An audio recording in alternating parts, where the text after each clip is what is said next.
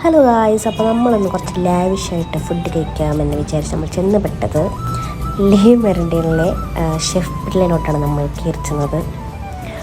അപ്പോൾ നമ്മൾ വിചാരിച്ചു അവിടെ പോയി കുറച്ച് മെയിൻ സാധനങ്ങളൊക്കെ ഒന്ന് പരീക്ഷിക്കാമെന്ന്. അങ്ങനെ ഞങ്ങൾ ഓർഡർ ചെയ്ത കുറച്ച് കുട്ടി കുട്ടി സാധനങ്ങളാണ് ഞങ്ങളെ കാണിക്കാൻ പോകുന്നത്.